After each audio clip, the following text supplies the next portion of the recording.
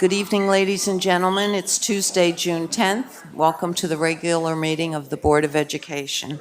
Will everyone please rise for the Pledge of Allegiance led by Victoria Boucher.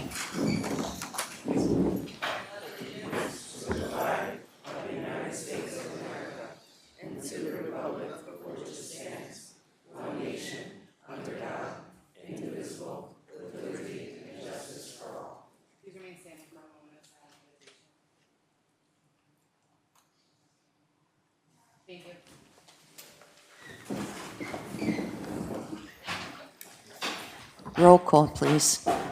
Ms. Christine Bello. Here. Ms. Thomasina Bello. Ms. Mackenzie Boucher. Ms. Boucher. Here. Thank you. Ms. Victoria Boucher. Here. Mr. Bergarelli. Present. Mr. Duray. Present. Mr. Howard. Ms. Politi. Here. Mr. Stewart. Here. Now it's public comments on agenda items. So please, who do we have first, Mr. McCoy? Public comment is now 3 minutes per speaker. The first person signed up for public comment on agenda items is Ms. Stacy Moran.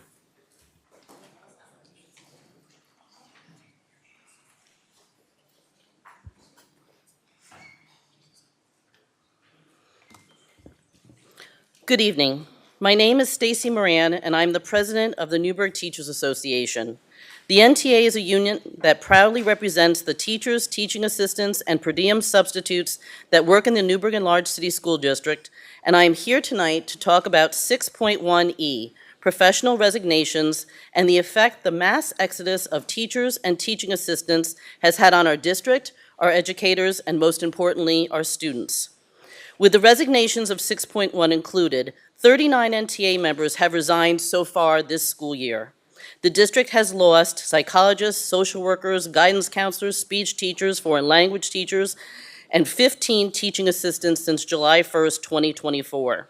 In the 23-24 and the 22-23 school years, 114 teachers and teaching assistants left the Newburgh and Large City School District.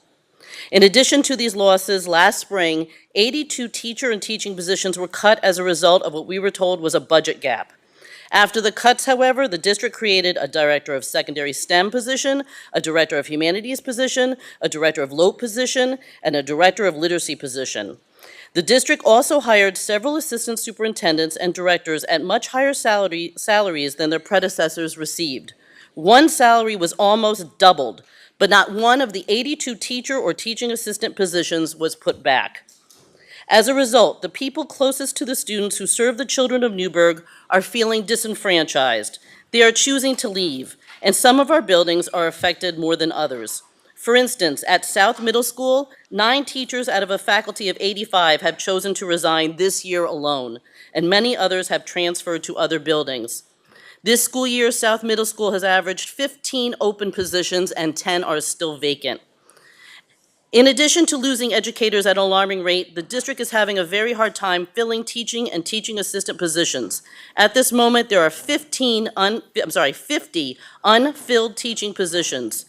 These vacancies are not just numbers, they represent lost opportunities for the children of Newburgh. When teaching positions go unfilled, children miss out on the individualized attention and quality instruction they deserve that only a highly qualified, certified teacher can give. I look back at the 2018-19 school year. Only 17 teachers and teaching assistants resigned that year. We need to look at what has changed and why teachers and teaching assistants are choosing to work in other districts instead of staying in Newburgh. At last week's board meeting, the value of branding was discussed. What about the value of teaching? Why isn't that being discussed? Why isn't the district trying to figure out how to dissuade educators from leaving Newburgh or how to fill all of the current vacancies and the ones that probably will occur over the summer? Addressing vacant teaching and teaching assistant positions, especially when no substitutes are available, is not just about filling spots. It's about investing in the future of this community. The Newburgh Teachers Association will continue to proudly advocate for our members and for the children of Newburgh. I am sure we will continue to be attacked by those who want to silence us. However, the truth is that our working conditions are the learning conditions of the students, And if we continue as we have for the past 3 years, vacancies will remain unfilled and new positions will become open as our educators continue to leave us. How is this good for the Ms. children Moran, of Newburgh? time is up. I'm sorry. Thank you.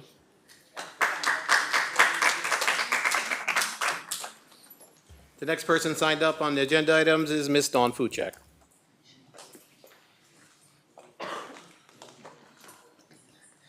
Good evening. My name is Dawn Fuchek, resident of the town of Newburgh. Tonight, I'm addressing items 5.2, 6.8, 6.10 through 6.18, and my central question regarding these items is simply why?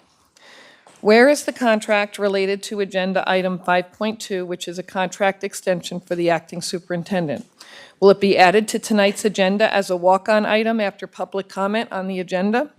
If that's the case, the public won't have an opportunity to see that document or speak on it until after the board has already taken their vote on it. Item 6.8, movement of the current Bonneville principal. Why? Why are you moving people? You did it at the last meeting too, moving the co-principals at NFA Maine. How is this benefiting our students? Item 6.10, abolishment of positions, which has been tabled since the last board meeting and is now returned for consideration. Items 6.1 through 6.18, new hires appear to be proposed replacements for the positions you're seeking to eliminate. Has it been clearly determined that these responsibilities of the new roles do not overlap by 50% or more with the existing positions covered under the Newburgh Supervisors and Administrators Association? If that has not been definitely proven, then this could constitute a violation of the Taylor Law, specifically an improper transfer of bargaining unit work. This concern was already raised in a formal letter sent to all of you by legal counsel from the School Administrators Association of New York State. Clearly, these positions are needed because you are replacing them in Resolution 6.11 through 6.18.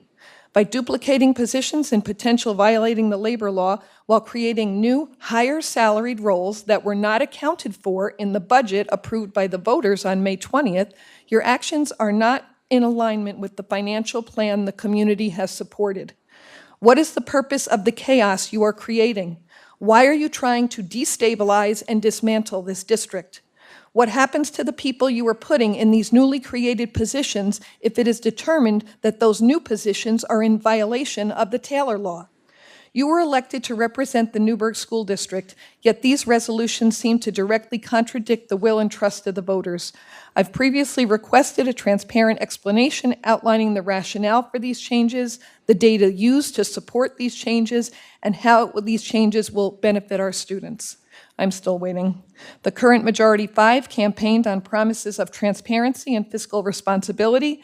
These decisions reflect neither. In fact, they appear reckless and pose serious long-term financial risk to this district.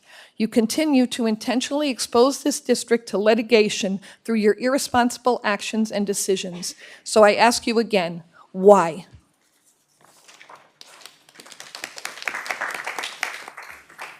Mr. Mark Levinstein.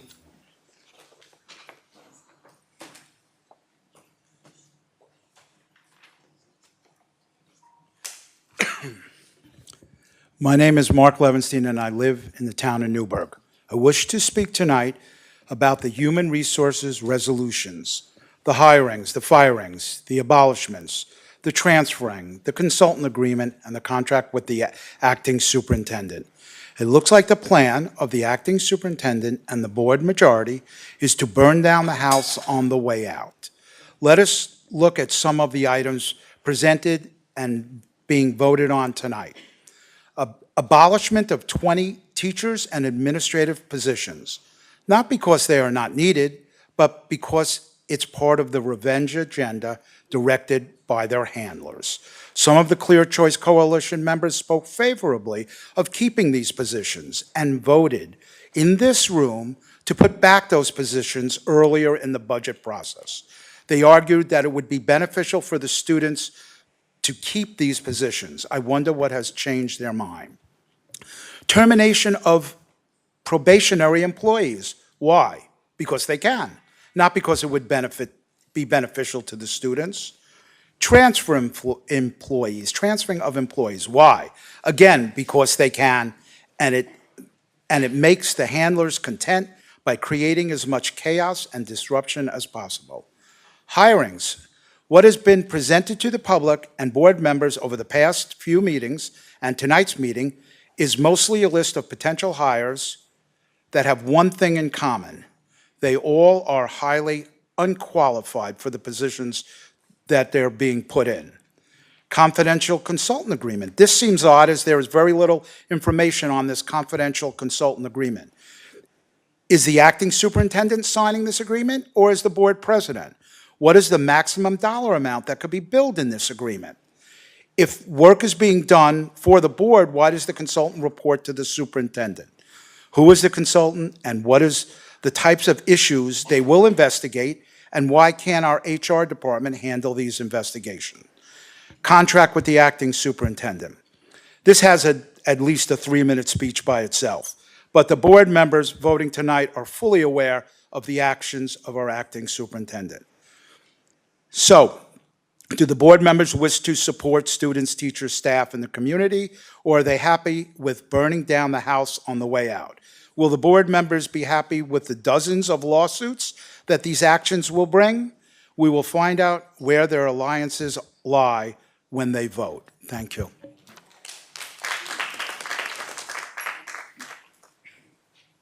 Ms. Fiora Flores.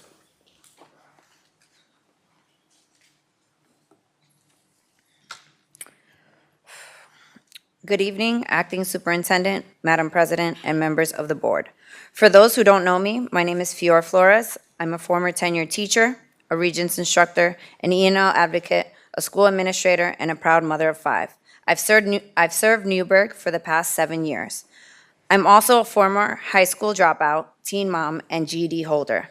I've walked the path so many of our students are on, and that's why I show up the way I do. I've been told that I care too much, that I get too close, stay too long, invest too deeply. But that's exactly what this work demands. I've taught Regents classes, overseen testing, taught summer school, after school, Saturday school, and worked in the Empire program. I didn't do it for the accolades. I did it for the students who needed someone to meet them where they were. And I met them with new strategies, new seating charts, and a heart that never clocked out.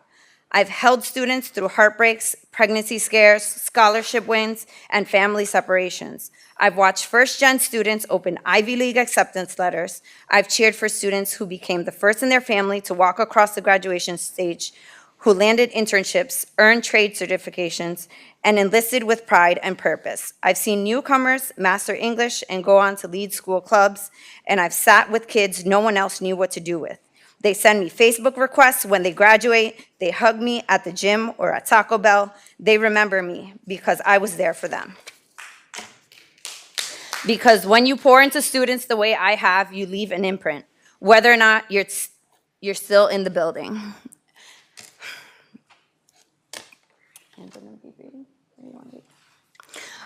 This is well, my daughter's going to continue it when the time's up.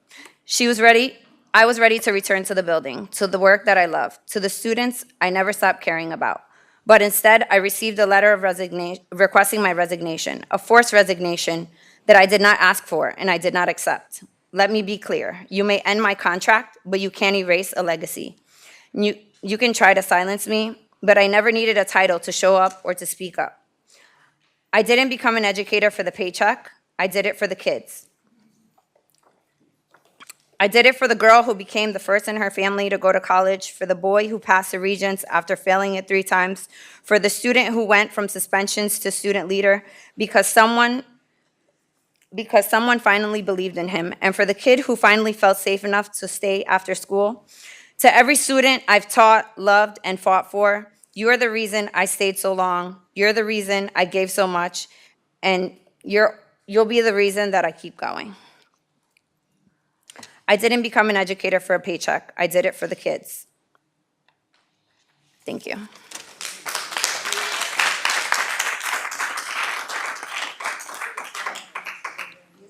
Ms. Angie Flores. I had enough time to read it, so thank you. Ms. Tracy Wallace.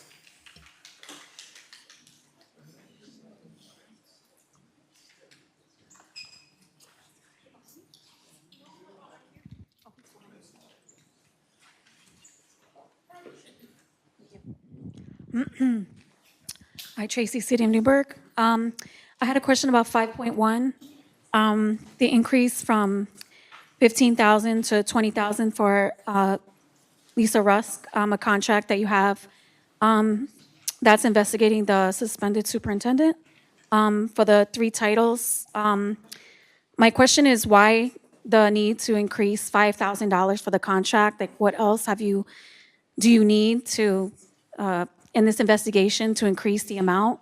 And the suspended superintendent, I would like some more information about the investigation, if it could be shared, about when she's coming back. I'd also like to know if there was a fair hearing that we missed, and that if she can appeal the suspension, because I haven't heard anything there either. And again, I would just like some clarification as for the 5,000 increase to Lisa Rusk, with the original contract was 15,000. 5.2, there's no contract. There's no contract for the acting superintendent as far as what you're doing with it. I also want to talk about 6.8. I'm confused as to the,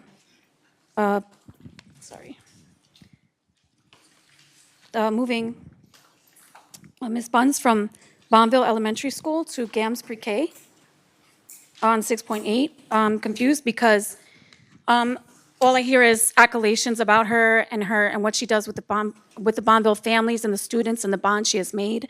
And she is an amazing principal at Bonville. And so I'm just confused, as many are, as to why she is moving from Bonville to pre-K GAMS.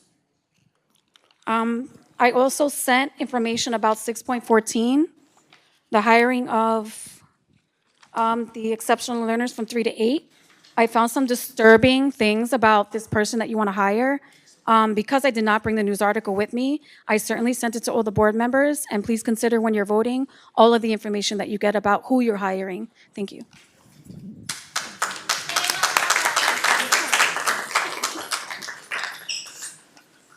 Ms. Riley Maida.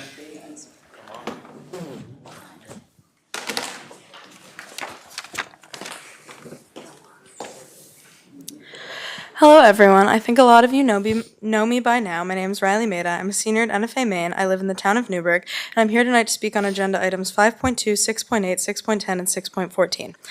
Now, I know the new and restrictive 3-minute rule goes into effect tonight, so I guess I'm going to put on my debate team voice and get through this quick because I have a lot to say. So let's just go in order I listed them. Agenda item 5.2 is the renewal of the acting superintendent's contract. If you've heard me speak in the last few months, I think it's incredibly clear my opinion of the acting superintendent. I believe she's reckless and inexperienced, and she regards her own personal agenda and vendettas over what is good for the students. She has, as of right now, received over $250,000 in legal settlements from the Newburgh School District, and that's in addition to her current acting superintendent's salary of $285,000. She's a serial plaintiff and inexperienced leader, and clearly from her multiple other terminations from positions within the school district, not fit to be in any educational leadership position. Now for 6.8. This agenda item is the reassigning of the elementary principal of Bonville School to the position of pre-K principal at Gidney Avenue School. From what I know about this district employee, she is one of the most dedicated, qualified, and compassionate educators I have ever met. And from what I have gathered from the very little information put forth by this board, her reassignment, much like the reassignment of other building principals, is based on nothing other than personal grievances and has no place even being brought up in this discussion. Now 6.10. This agenda item was tabled at your last meeting, and I've decided to address it the exact same way I addressed it last time.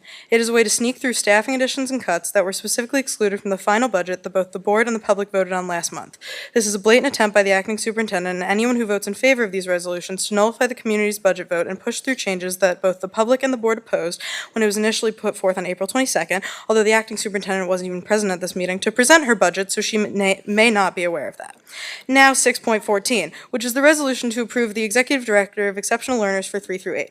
Now, I have some things to say about this possible appointment as well. If anyone here has the time, I encourage you to Google the New York Post article about the person being appointed. She was branded by students, teachers, and parents as unprofessional and arguably cruel after posting low-achieving students' test scores online, as well as other forms of public shaming of students. So I'm asking you, does this seem like someone who you want to be in charge of this district's special education elementary and middle schoolers?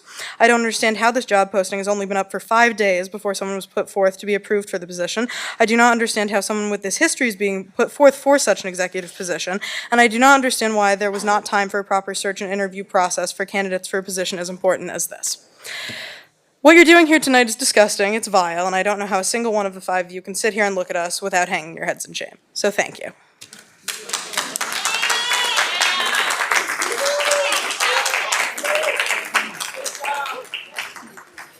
Ms. Tamika Stewart. Okay, we'll move on. Ms. Sade Burks.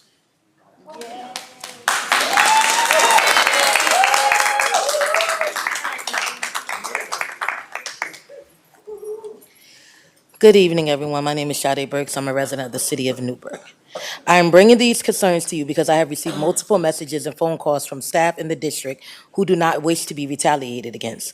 I would like to address some concerns. For starters, back in January, there was a discussion about the misappropriation of funds, along with cutting down on certain positions due to the district funding being stretched thin because of the number of positions you thought to be unnecessary. I find it hard to believe considering the positions you have placed on tonight's agenda. I have so many questions. Why are we moving the principal of Bonneville, agenda item 6.8, and making her the principal of pre-K at GAMS? And why have you not replaced her with someone else? Is it because you are setting yourself back up to return to the school you were removed from?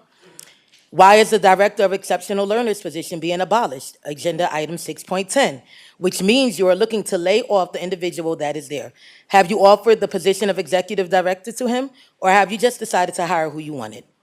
Have you even researched the person, agenda item 6.14, you are aware of that what she has done at her previous school, violating New York State laws? When she decided to put on the screen in her school the student's name and test scores showing the entire faculty and staff and students who were failing and did not pass their exam. Our district is already under scrutiny because of the bitterness and anger that resides inside the people that say they want the best for our children. The conduct of this individual is reprehensible. Her reputation is deplorable, and the fact that a student wrote a letter stating because of her actions she wanted to commit suicide, it is very disheartening. Yet, this is who you want to be in charge of the students who literally are struggling and have known disabilities. Are you aware that the parent of the VP went live on Facebook stating that the city of Newburgh residents lack the capacity to be honest, saying they falsified their votes? Are you aware because of your decisions there are many employees ready to resign their positions as soon as they find employment elsewhere? Are you conscious of the hostile work environment you have created within the district? How is the investigation with the superintendent going, may I ask? Because if the investigation is unfounded, please stop this and bring our superintendent back. What I also find abhorrent is the blatant disrespect for the email that was sent out on May 15, 2025 at 1:46 p.m. to all faculty and staff regarding campaigning on school grounds. Are you aware that your faculty member has been campaigning by handing out letters? Your conduct is unbecoming and it lacks integrity. You have caused discords and strife. You all say you're about the children, and yet every move that has been made has been calculated and vindictive. Not one move has been made to better the students and staff of this district. It has been dismantled and strategically placed the people that will do as you say in these positions. Please think about what you're doing and how it has negatively impacted our district. Thank you.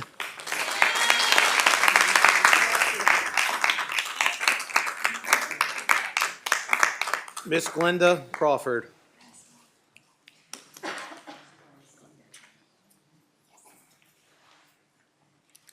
Good evening. My name is Glenda Crawford, and this is my 27th year in the Newburgh and Large City School District as a teaching assistant. In 1997, on October 25th, my 30th birthday, I told my parents that I was going to attend the Million Woman March in Philadelphia. I had never been a part of any type of civic demonstration. And I said, you know, Mom, I often hear you and Dad talk about the different things you've done. So I want to be a part of something. In 1997, at Benjamin Franklin Parkway, 500,000 to 2 million women came out. The keynote speaker was Winnie Mandela. The two mistresses of ceremony was Jada Pinkett Smith and Sister Soldier. This was a grassroots event. Coca-Cola, ESPN, no one was allowed to be a part of it. These ladies wanted to come together and show what they could do in their community, like Newburgh has come together showing what we can do in our community. Some years ago, I stood before this very board, and I stood up for our acting superintendent because I felt that you had done a wonderful job at turning South Middle School around. I thought it was unfair, and my exact words that night were, my daughter has a right to see someone who looks like her in an administrative position. I didn't know if it was sexism or racism why they were getting rid of you, but I stood up for you. I had never worked under you. I never had a problem with you, and I still don't. However, I'm standing on agenda item 6.8. Our principal at Bombville, and I don't work there, but she's a wonderful woman. And just as I stood up some years ago, and I said that wasn't right, what they were doing to our acting superintendent at that time, this is not right, getting rid of this woman at Bombville School. How can I, as one of the founding members of the NTAC, stand up and not say anything? How can I send my daughter off to college and tell her, you can be anything you want to be, and not say anything? How can I work with our special learners in this district and not say anything? But I tell them every day, you can be whatever you want to be. There are a lot of educators with disabilities. Ecclesiastes 3:7 says there's a time to be silent and there's a time to speak. And tonight, I have to stand up and say this is a time to speak, because greater is he that is within me than he that is in the world. Newburgh, let's do the right thing. And what the media probably didn't tell you about the Million Woman March, even though it was about African-American women struggling and going through different things, is that there was women from all walks of life there. We came together to do the right thing. Thank you.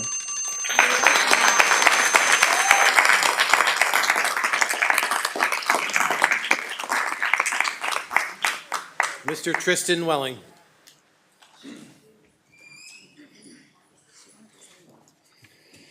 Good evening. My name is Tristan Welling. I've been a resident of New Windsor for 25 years. I'm here before you today to discuss various resolutions included under the HR agenda, namely the abolishment of 17 positions upon the recommendation of the acting superintendent. Of these 17 positions, 6 of them are currently filled by people who appear to be capable, experienced, and well-liked administrators.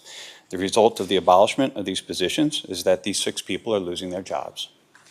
Now, keep in mind the recommendation impacting the careers of 6 dedicated professionals in the school district's administration is coming from the acting superintendent, who has only had the job since February. Not only that, the acting superintendent's current contract ends in just 20 days on June 30th. I would challenge the members of this board to ask the acting superintendent for a detailed explanation for her recommendation.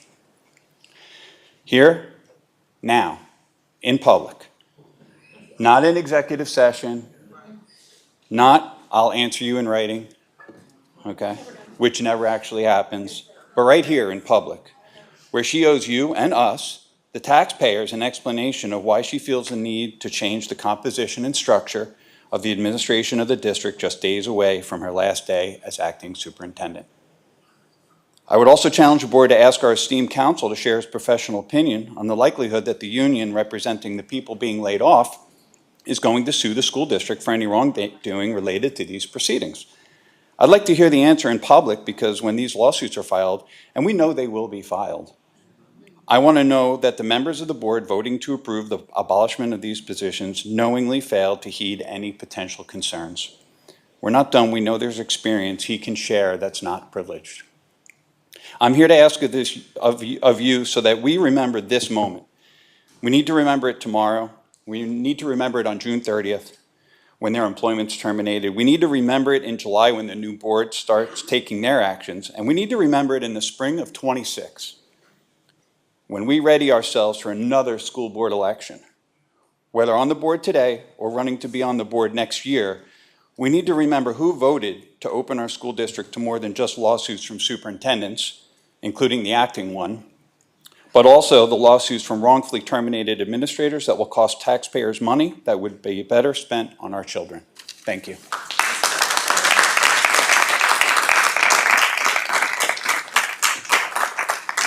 Ms. Carla Johnson.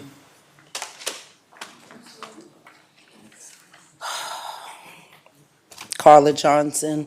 So, you know, I really never come up and speak on the mic, but I got a call the other day about Victoria. So I'm from New York City, born and raised all my life. And she's not the best candidate for for special learners. So, Dr. Bourne, I'm not here to talk about what you did, what you didn't do, but what you did do for me. You came to a meeting with me for my daughter. And this woman right here, she's not for our district, and she sure is not for London. Because if she repeated history, what she's done in the past, and put my daughter's information up on websites, you're gonna need him and everybody else, because I'm gonna come really strong. And you know how I feel about my daughter's education. And I put her in this program to help her, not to fail her, to help her. So, no, absolutely not.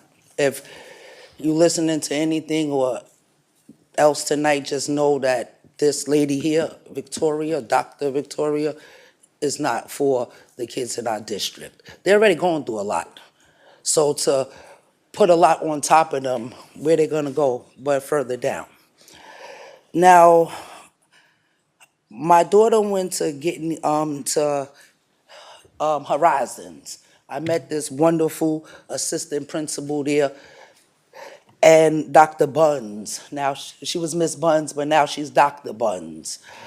I moved London out of that school because of the leading person. She wasn't the leading principal there. So I moved my daughter out of that school, but if she was the principal at the school at the time, I would have left her there because she's family orientated. She's very compassionate.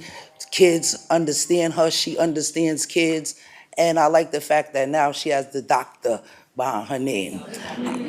Like, that's when I told London, she was excited, like, another doctor? Like, yeah, all of these black, smart, educated women.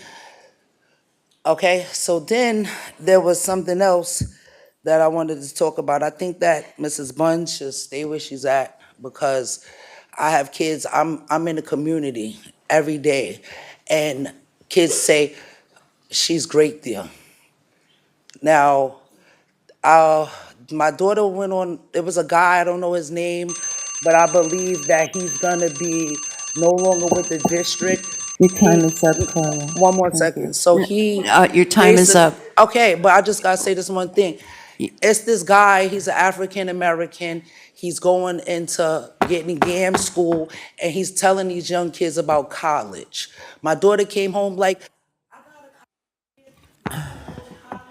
Your time is up, ma'am. Your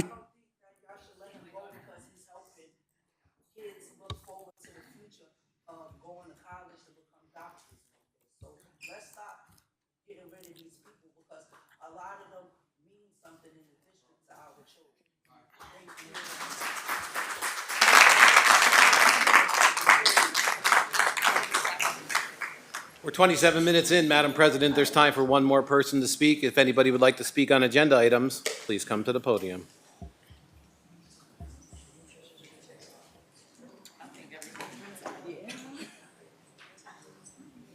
I just want to make a comment.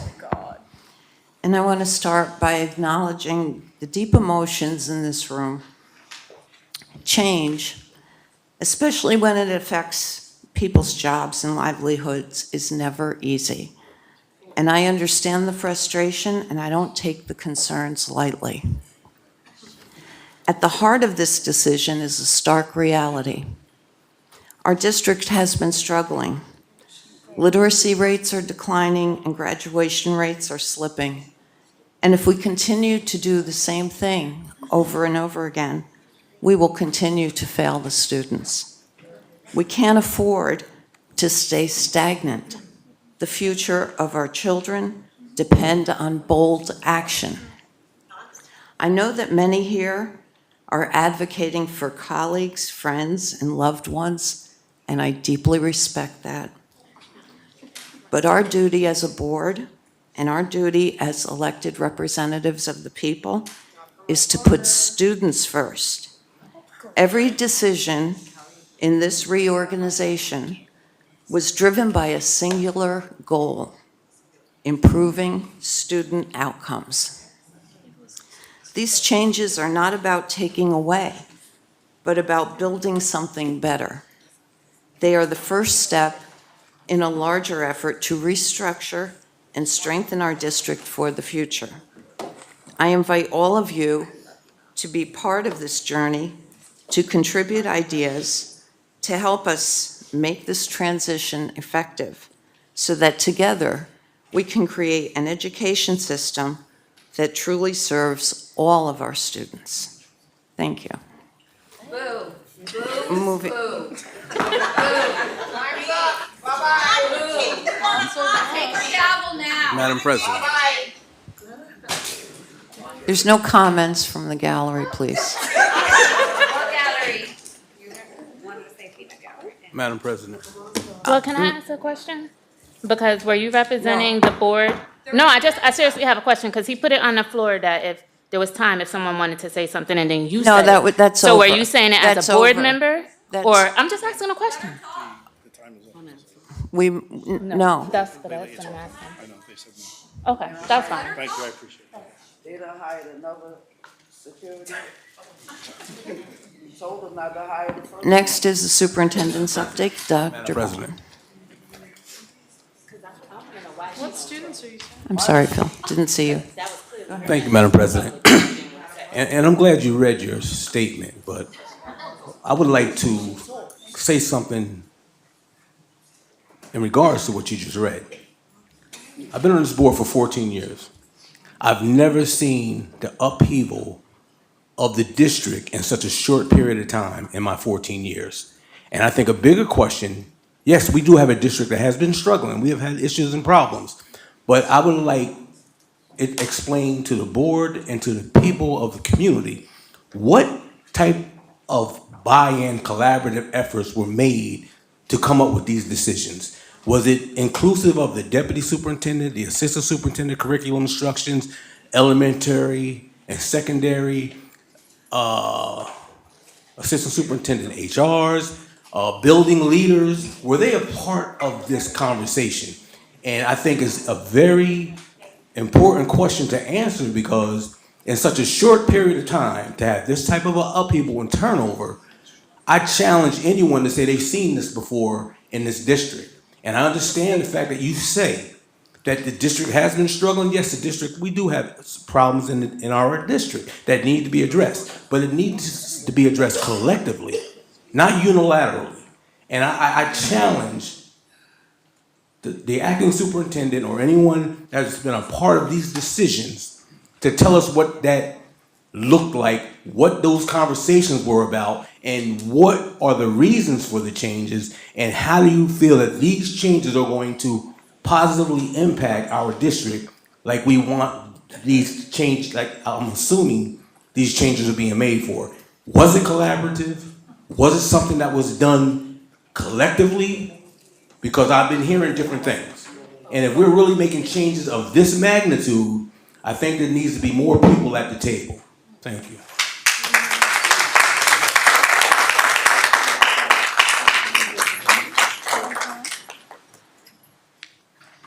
I told y'all she talks. Thank you, Madam President. Can you please put up the presentation, Mr. Eves? Madam President, I asked a question. My presentation should address it. Okay. This is. So, There's no comments from the audience. Or you'll be asked to leave.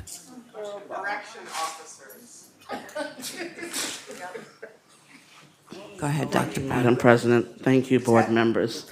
So I've heard repeatedly from the gallery and from the dais that I am unqualified for this position. So I thought it would behoove me, before I start talking about the plans for the district, especially in the area of reading, that I share some of my highlights that I am proud of from my time here in Newburgh, which I've been here for 20 years.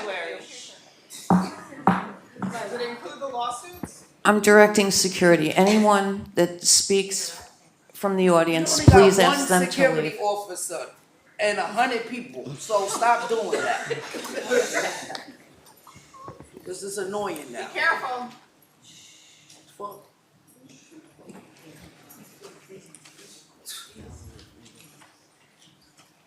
Thank you, Madam President. I'm not going to, can this show on both screens, please, Eve? That way I can see it. I'm not going to read everything because we can all read for ourselves. But one of the things that I'm most proud of at Bonneville is to address the pandemic learning gap. We incorporated research-based professional development in the science of reading, Orton Gillingham, and responsive classroom.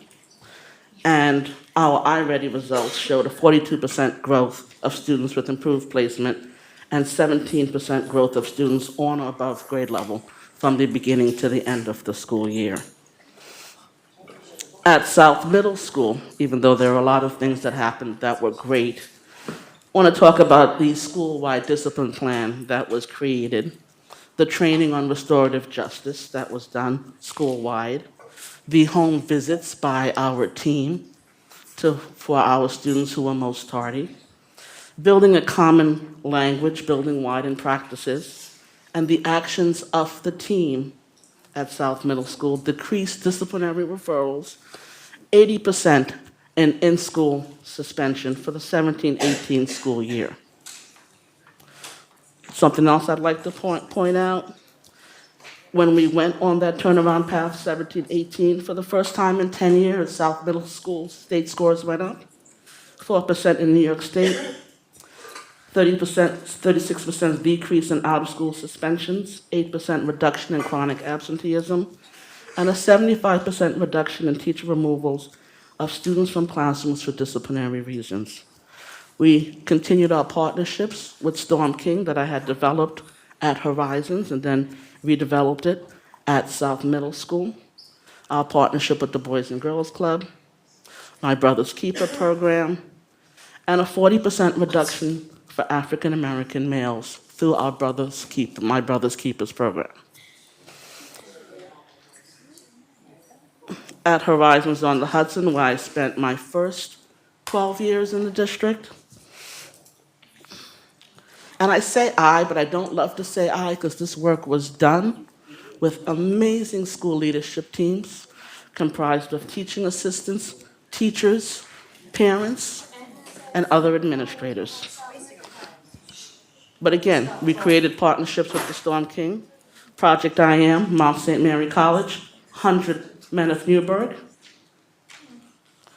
We started MBK before Obama in this district, and our Be a Star program for our Black females at Horizons, which resulted in a 70% reduction in suspensions and a 40% reduction in removals for our targeted subgroups. We created and supervised the Unlimited Horizons, the district-wide Gifted and Talented program started there, and we achieved international baccalaureate status, one of only 15 schools in New York State to get IB authorization for the primary years program. Prior to coming to this district, I spent many years as a teacher in California and New York City, and as an administrator in prior districts to this. But for people who keep saying I don't have central office experience, I ran reading for Community School District 5 in New York City.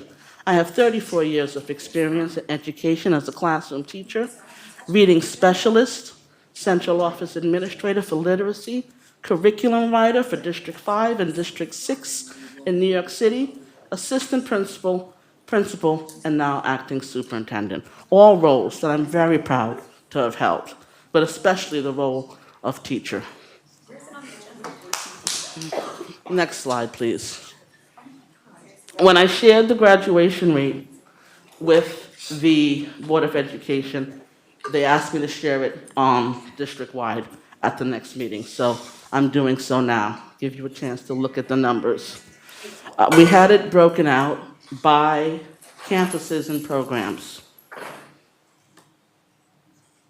I'll give you a minute to take a look at them. Look at the data.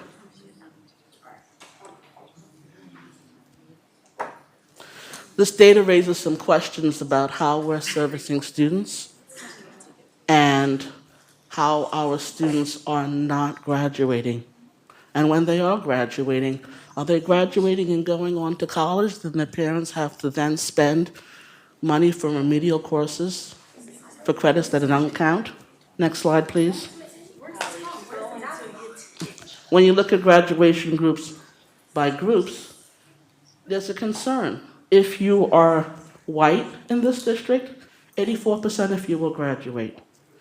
If you are an English language learner, only 28% of you will graduate. If you are African American, that is 67%. Economically disadvantaged, 64%. You can look at the numbers on your own. Next slide, please. It's of utmost importance that we fix reading in this district. We were not doing that. We were not doing that. And the data shows it. And I've shown you the data. And I can show it to you again. Moving forward, we have partnered with the Reading League, a not-for-profit association whose mission is to advance the awareness, understanding, and use of evidence-aligned reading instruction. We've had one professional development so far. We will continue with the Reading League all of next school year to ensure that whatever classroom your child goes into, that teacher will be trained on how to teach using evidence-aligned strategies for literacy and for reading. Every teacher and every teaching assistant will be trained. We will begin in the fall using UFly from the University of Florida Literacy Institute. It introduces students to the foundational reading skills necessary for proficient reading.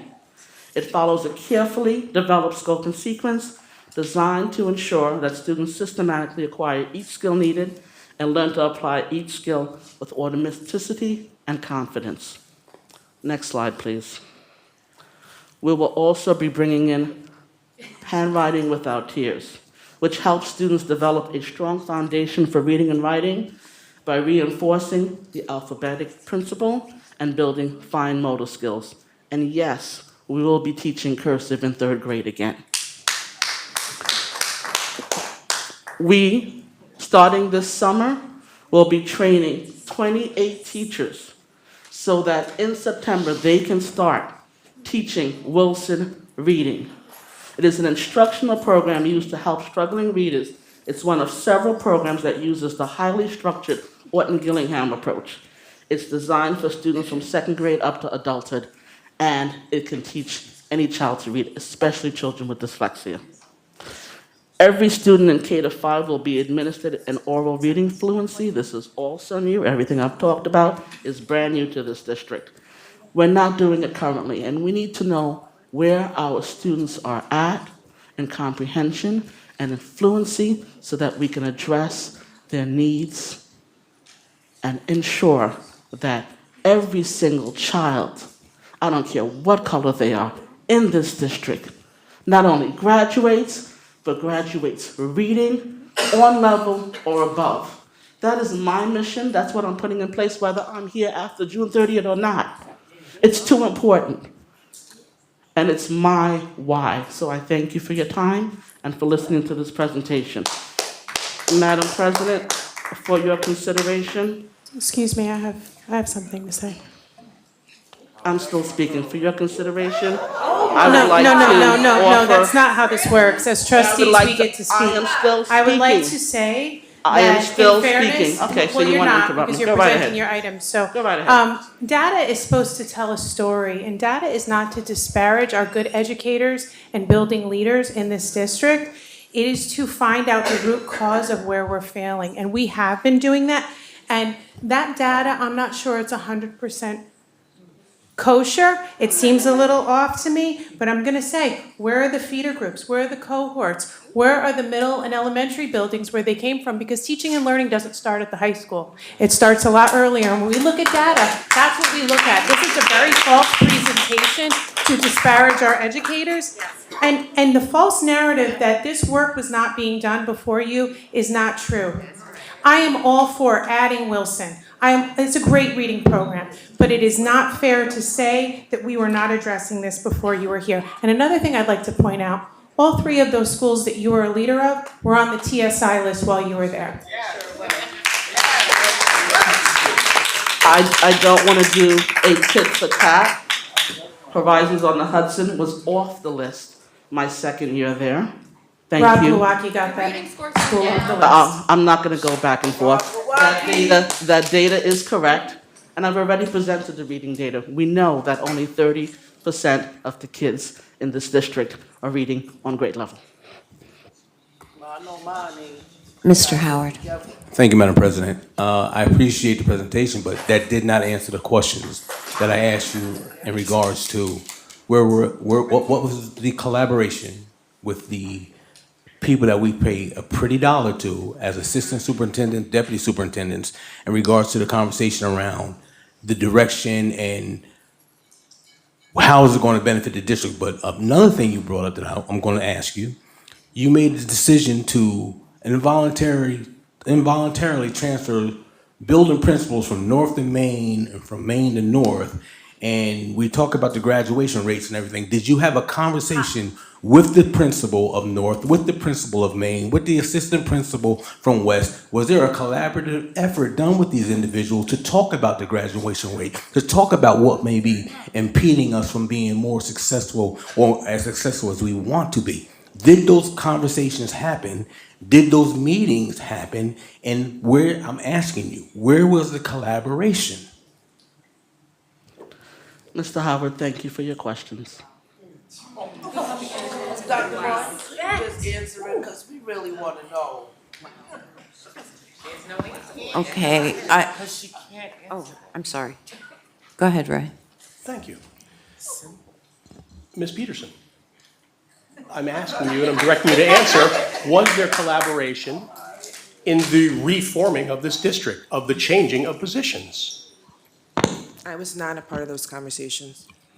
How about our assistant superintendents for C&I? Were those questions asked? How we can fix this? Unfortunately, we were not part of those conversations. Thank you. Same, we were not, I was not a part of any conversations.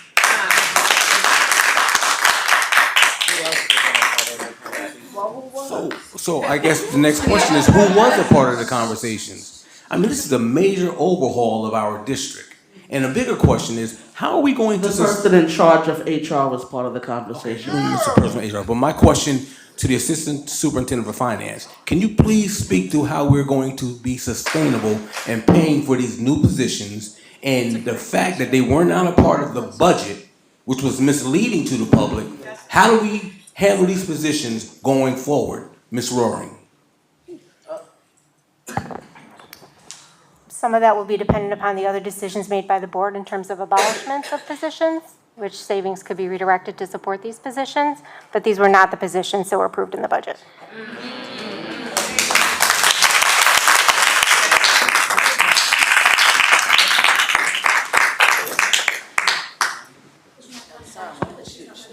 I have resolution 3.2 through 3.6 on consent. Does anyone want to separate any out? No. Can I have a motion? So moved. And a second? Second. Roll call. Ms. Thomasina Bello? Yes. Ms. Mackenzie Boucher? Yes. Ms. Victoria Boucher? Yes. Mr. Bergarelli? Yes. Mr. Duray? No. Mr. Howard? No. Ms. Politi? No. Mr. Stewart? Yes. Ms. Christine Bello? Yes. These motions pass. Number 4, the clerk of the board, Mr. McCoy. Thank you, Madam President. I have items 4.1 and 4.2 on consent. Does anyone want to separate any? Okay, can I have a motion So moved. and a second? Second. Roll call. Ms. Mackenzie Boucher? Yes. Ms. Victoria Boucher? Yes. Mr. Bergarelli? Yes. Mr. Duray? Yes. Mr. Howard? Yes. Ms. Politi? Yes. Mr. Stewart? Yes. Ms. Christine Bello? Yes, Ms. Thomasina Bello? Yes. That concludes my items, Madam President. thank you. Madam President, I'd like to make a motion to go into executive session. A motion is made to go into executive session to discuss personnel issues and obtain legal advice. Can I have a second? Second. Point of order. Personnel isn't an appropriate word to discuss employment history of particular individuals would be. Okay. Roll call? Roll call for executive session. Ms. Victoria Boucher? Yes. Mr. Bergarelli? Yes. Mr. Duray? Yes. Mr. Howard? Yes. Ms. Politi? Yes. Mr. Stewart? Yes. Ms. Christine Bello? Yes. Ms. Thomasina Bello? Yes. Ms. Mackenzie Boucher? Yes.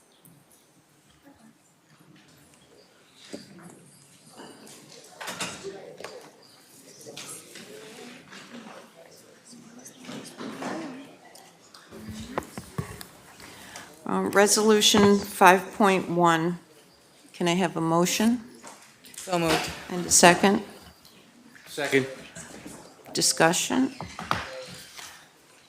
I just want to clarify for the folks that asked about this resolution, there was $5,000 more because the assignment for this investigator took much longer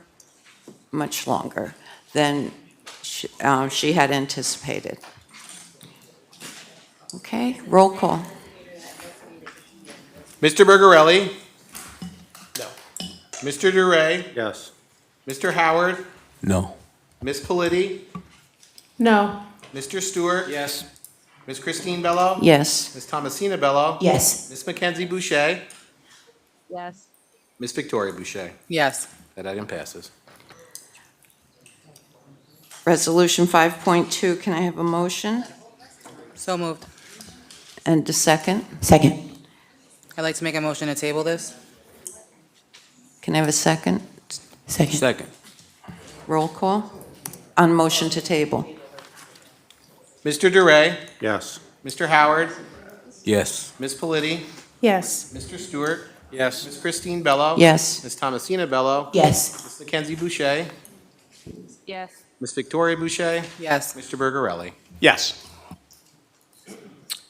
And now I'll turn it over to the Assistant Superintendent of Human Resources, Ms. Holder. Madam President, I'd like to add an item to the agenda. Can I have a motion to add an item to the agenda? So moved. And a second. Second. And what is the item that we are adding?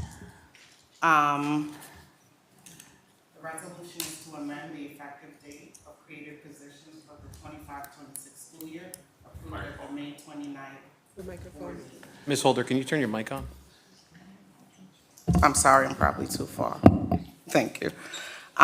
Resolution is to amend the effective date of created positions for the 25-26 school years, approved at the 29th board meeting. Okay, can I have a motion So moved. and a second? Point of order. Oh. So the motion's been added in the second. If there's no other discussion, you should call the roll on the added item, ma'am. Okay, roll call on the added item. Oh, Mr. Bergarelli. Thank you, Madam President. To Ms. Roaring, is there any implications budget-wise to that, because we're starting it before the 25-26 school year? So there aren't funds allocated for that in the 24-25 school year, nor were the positions created in the 24-25 school year. Ms. Politi. Yeah, I have a few things to say. As a trustee entrusted with the responsibility to serve our students, families, staff, and taxpayers, I rise tonight with a heavy heart and a sense of urgency. What's happening in our district is troubling, and it demands truth, transparency, and accountability. Let's begin with the most pressing concern. The board majority and the acting superintendent are breaching their fiduciary responsibilities to this community. As just stated, they're dismantling the integrity of our administrative structure by abolishing protected union positions and replacing them under new titles, stripping away bargaining rights and protections. This is blatant union busting, an attack on the very educators and administrators who make this district run. These actions were not negotiated, they are not occurring, and they are occurring despite direct warnings from Sainies about potential litigation. This is not only irresponsible, it's reckless. And let's be clear, the positions being added and shifted at the district level were not budgeted for. They were not part of the spending plan we presented to the public during our budget session on April 22nd and April 24th. They were not part of the budget that our voters approved on May 20th. What is happening now is a bait and switch. It is unlawful and it is unethical. You made a promise to the public and now you're breaking it.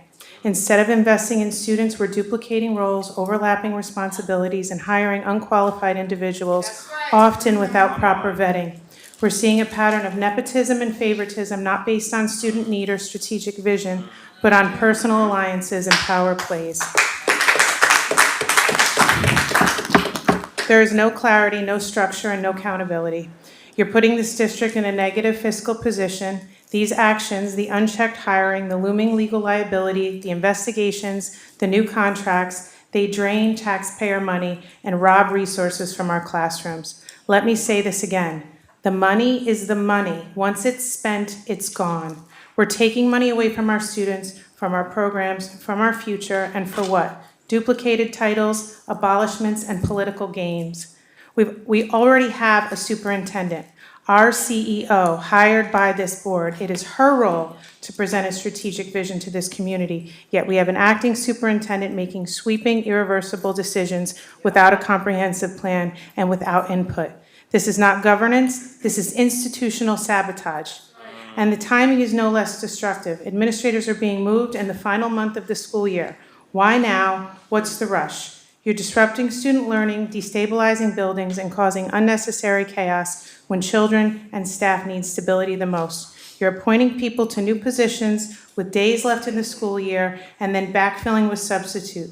This is not a strategy, it's a mess. Worse, this administration and board majority have engaged in a pattern of targeting, smearing, and eliminating those who hold them accountable. Reputations are being destroyed through slander, false accusations, and a weaponized investigation process. Investigators are being hired not to ensure fairness, but to root out dissent. This is a direct attack on due process, and it's morally indefensible. Let's be honest about what's happening. You are trying to destroy the careers of professionals, new and experienced alike, just because they challenge your actions. You're creating a climate of fear, division, and distrust. And at what cost? The cost is to our children's education. This is not the vision we promised. This is not the future we're supposed to be building, and at some point, common sense must prevail. You cannot continue to deceive the public, undermine collective bargaining, destabilize our schools, and expect no consequences. The public deserves honesty, transparency, and a clear commitment to students, not personal agendas, rushed appointments, and secret restructures. We are here to serve children, not ourselves. The community is watching, the voters are watching, and they deserve better.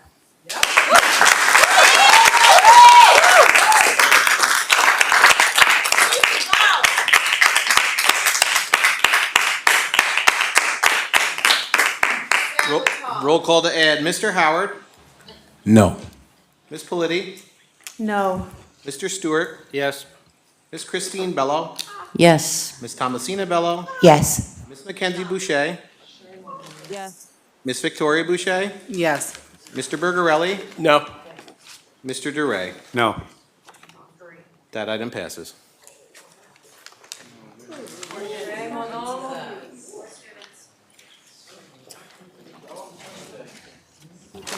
We have items 6.1 to 6.15. for Point your of order. consideration on consent. Madam President, you added an item. Now we need the motion and a second on the item that's been added. Okay, can I have a motion on the added item? So moved. And a second. Second. Roll call. The added item reads as follows. Be it resolved that the Board of Education of the Newburgh Enlarged City School District hereby amends Resolution Number 7.12, approved at the May 29, 2025 Board meeting, creating positions effective July 1st, 2025 for the 25-26 school year by changing the effective date to June 11, 2025 for the 24-25 school year.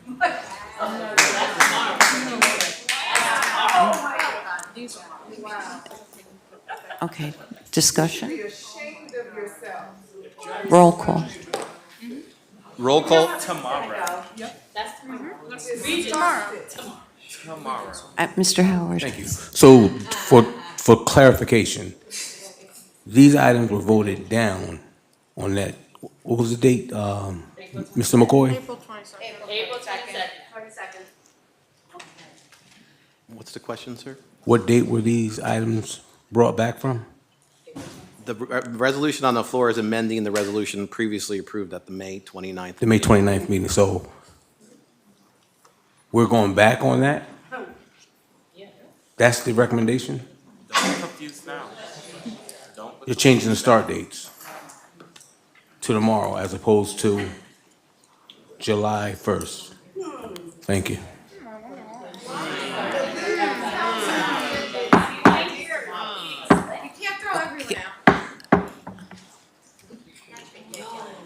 Okay, I'm sorry. Mr. Thank you. DeRay? Again to Ms. Roaring, could you speak slower and answer, is this correct, the way we're doing it? Is it budgeted? These positions are not budgeted in fiscal year '25. No. So these are not budgeted positions? They were not budgeted in fiscal year '25, and they were not approved as part of the '26 budget. No. Thank you, Ms. Roaring. Nope. Mr. Howard? So, Ms. Roaring, how do we pay for these positions? What is the recommendation?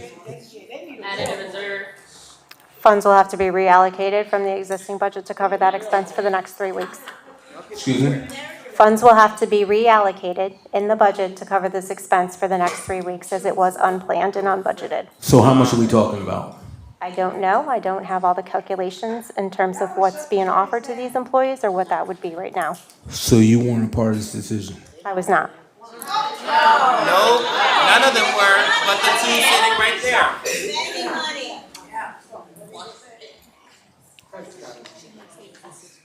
That's not what the voters voted on. Absolutely not.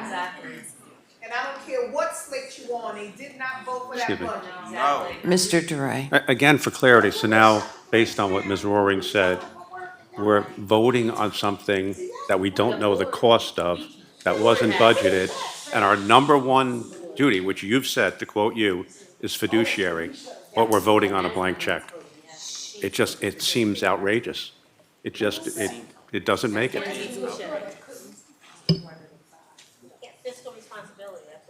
Roll call. Roll call on the added item. Ms. Politi? No. Mr. Stewart? Yes. Ms. Christine Bello? Yes. Ms. Thomasina Bello? Yes. Ms. Mackenzie Boucher? Yes. Ms. Victoria Boucher? Yes. Mr. Bergarelli? No. Mr. DeRay? Absolutely not. Mr. Howard? No. That motion passes. Okay.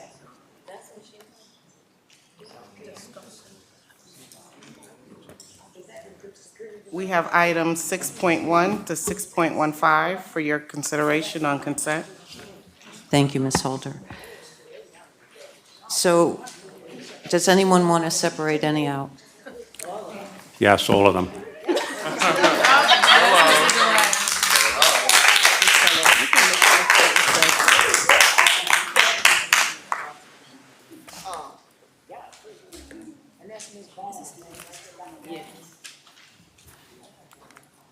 Item 6.1, can I have a motion? So moved. And a second? Second. Discussion? Roll call. 6.1, Mr. Stewart? Yes. Ms. Christine Bello? Yes. Ms. Thomasina Bello? Yes. Ms. Mackenzie Boucher? Yes. Ms. Victoria Boucher? Yes. Mr. Bergarelli? No.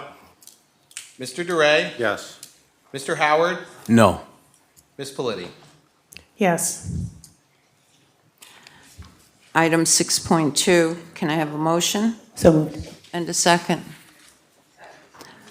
Discussion? Roll call. Ms. Christine Bello? Yes. Ms. Thomasina Bello? Yes. Ms. Mackenzie Boucher? Yes. Ms. Victoria Boucher? Yes. Mr. Bergarelli? Yes. Mr. DeRay? Yes. Mr. Howard? Yes. Ms. Politi? Yes. Mr. Stewart? Yes. 6.3, can I have a motion? So moved. And a second? Discussion? Roll call. Ms. Thomasina Bello? Yes. Ms. Mackenzie Boucher? Yes.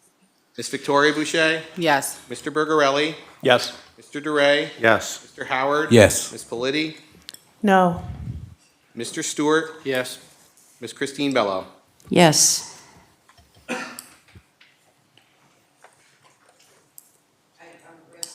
Oh, Resolution 6.4, can I have a motion? So moved. And a second? Second. Discussion? Roll call. Ms. Mackenzie Boucher? Yes.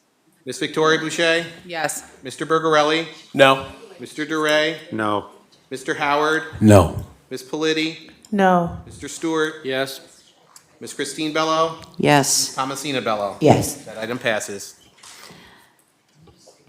Item 6.5, can I have a motion? So moved. And a second? Second. Discussion? Roll call. Ms. Victoria Boucher? Yes. Mr. Bergarelli? No. Mr. DeRay? No. Mr. Howard? No. Ms. Politi? No. Mr. Stewart? Yes. Ms. Christine Bello? Yes. Ms. Thomasina Bello? Yes. Ms. Mackenzie Boucher? Yes. That item passes. Item 6.6, can I have a motion? So moved. And a second?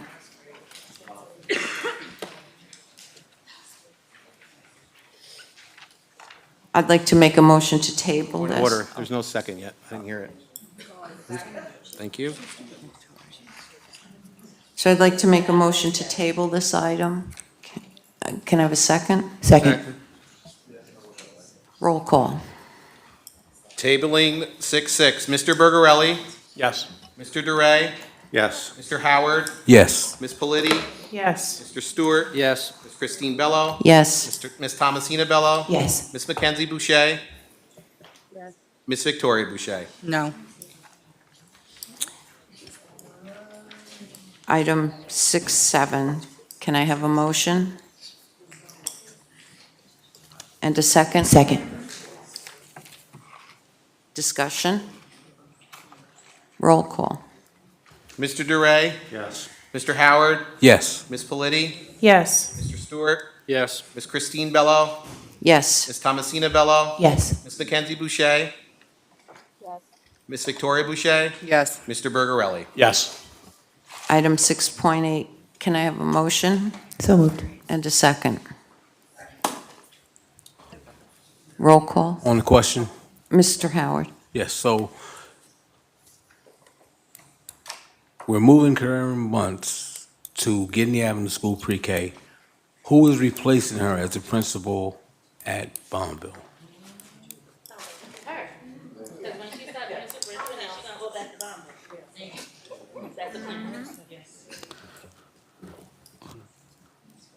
That will have to be posted and interviewed for. For 1 week, 5 days.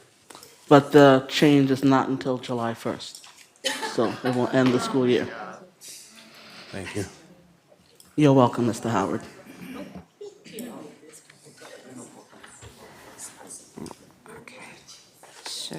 Okay. Roll call. Mr. Howard? No. Ms. Politi? No. Mr. Stewart? Yes. Ms. Christine Bello? Yes. Ms. Thomasina Bello? Yes. Ms. Mackenzie Boucher? Yes. Ms. Victoria Boucher? Yes. Mr. Bergarelli? No. Mr. DeRay? No. That item passes. For what reason? Resolution 6.9. Can I have a motion? So moved. And a second? Discussion? Ms. Politi? So this is a large task, however, I want to know why this number came about. So I describe it down at the bottom, that I took Ms. Benedict's hourly rate by an average of 7.5 hours each week for a period of 24 weeks, beginning in February through August 15th. And I did take out any days off or school holidays that were there. Thank you, Ms. Limer. You're welcome. Roll call. Ms. Politi? Yes. Mr. Stewart? Yes. Ms. Christine Bello? Yes. Ms. Thomasina Bello? Yes. Ms. Mackenzie Boucher? Yes.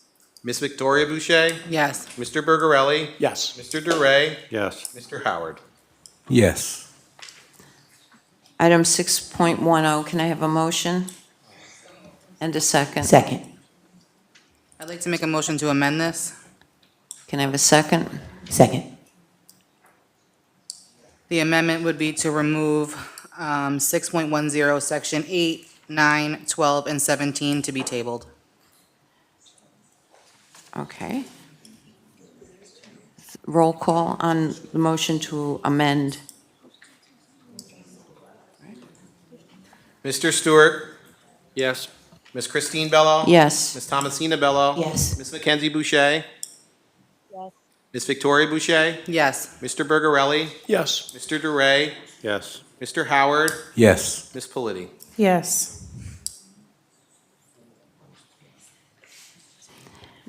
A motion, can I have a motion on the resolution as amended? So moved. Second. You don't need the motion again, you just need to call a roll. Okay, roll call.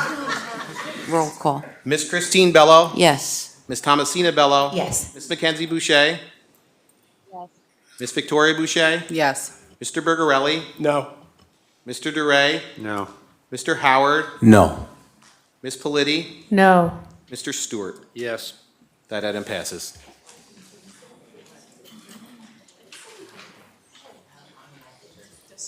Item 6.11, can I have a motion? So moved. And a second? Second. Discussion? Mr. Howard? Yes. So can we explain this position, pre-K to 2, and how it impacts the current assistant superintendent for curriculum elementary, who is currently K through 5? Can you explain that, what's being done here to the public? We currently have 2 assistant superintendents for curriculum and instruction, one in elementary and one in secondary. I have proposed to add an additional assistant superintendent for pre-K to 2 because early literacy is too important. We must focus on early literacy. That is why I have added this position. Mr. Howard? So will we be creating a new contract for the current CNI elementary, or is this new? Is the assumption that this work is not being done in the district and it's not a part of her job description? We need to focus pre-K to 2, 3 to 8 the testing grades, and 9 to 12. No contracts will be changed, sir. Thank you. Anyone else? Roll call. Ms. Thomasina Bello? Yes. Ms. Mackenzie Boucher? Yes. Ms. Victoria Boucher? Yes. Mr. Bergarelli? No. Mr. DeRay? No. Mr. Howard? No. Ms. Politi? No. Mr. Stewart? Yes. Ms. Christine Bello? Yes. That item passes. Item 6.12, can I have a motion? So moved. And a second? Discussion? Roll call. Ms. Mackenzie Boucher? Yes. Ms. Victoria Boucher? Yes. Mr. Bergarelli? No. Mr. DeRay? No. Mr. Howard? Yes. Ms. Politi? No. Mr. Stewart? Yes. Ms. Christine Bello? Yes. Thomasina Bello. Yes. Item 6.13, can I have a motion? And a second? Second. Discussion? Roll call. Oh, Mr. Bergarelli, did you have your hand up? No, okay. Roll call. Miss Victoria Boucher? Yes. Mr. Bergarelli? No. Mr. DeRay? No. Mr. Howard? No. Ms. Politi? No. Mr. Stewart? Yes. Ms. Christine Bello? Yes. Ms. Thomasina Bello? Yes. Ms. Mackenzie Boucher? Item 6.14, can I have a motion? So moved. And a second?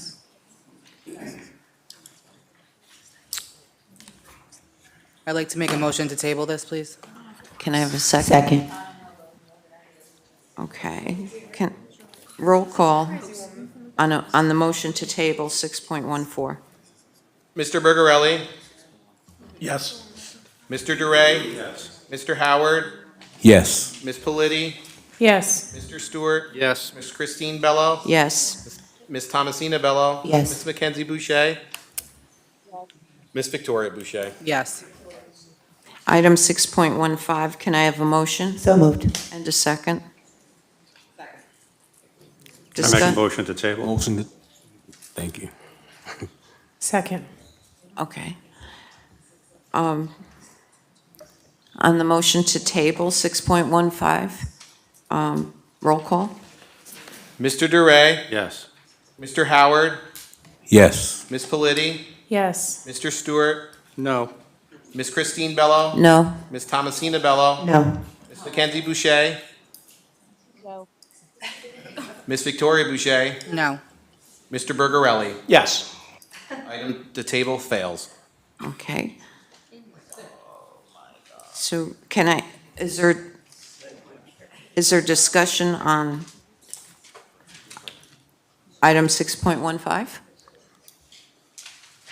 Okay, roll call. 615, roll call. Mr. Howard? No. Ms. Politi? No. Mr. Stewart? Yes. Ms. Christine Bello? Yes. Ms. Thomasina Bello? Yes. Ms. Mackenzie Boucher? Ms. Victoria Boucher? Yes. Mr. Bergarelli? No. Mr. DeRay? No. 615 passes.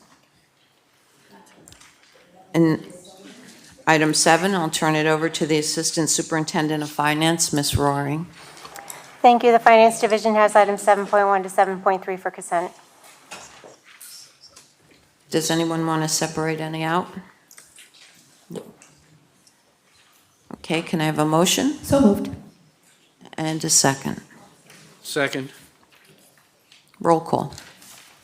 Mr. Howard? Yes. Ms. Politi? Yes. Mr. Stewart? Yes. Ms. Christine Bello? Yes. Ms. Thomasina Bello? Yes. Ms. Mackenzie Boucher? Ms. Victoria Boucher? Yes. Mr. Bergarelli? Yes. Mr. DeRay? Yes.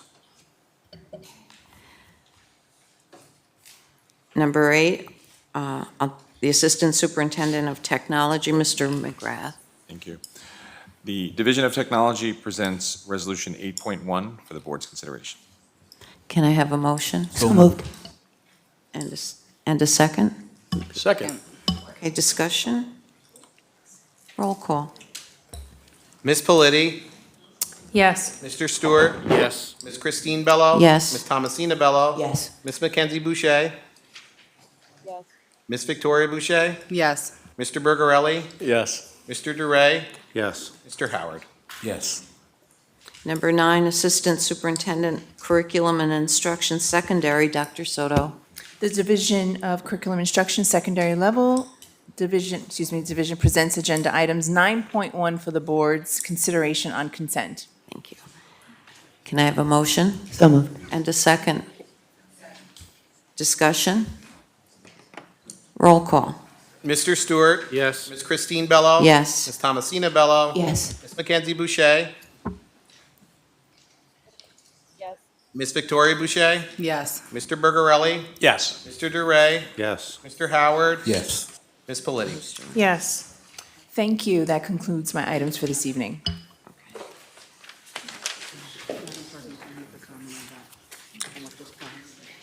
Certainly.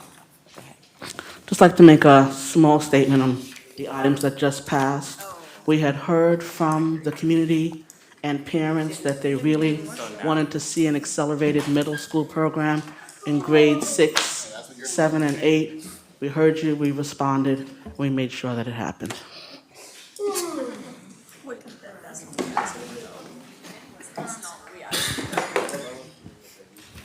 Number 10, Assistant Superintendent of Exceptional Learners. I can present it for my esteemed colleague. The Assistant Superintendent for Exceptional Learners presents items 10.1 for your consent. Can I have a motion? So moved. And a second. Second. Discussion? Roll call. Ms. Christine Bello? Yes. Ms. Thomasina Bello? Yes. Ms. Mackenzie Boucher? Ms. Victoria Boucher? Yes. Mr. Bergarelli? Yes. Mr. Duray? Yes. Mr. Howard? Yes. Ms. Politi? Yes. Mr. Stewart? Yes. That concludes Mr. Bear's items. Thank you. Number 11, public comment on non-agenda items. Who is up first, Mr.? The first person signed up to speak on non-agenda items is Ms. Dawn Fuchek.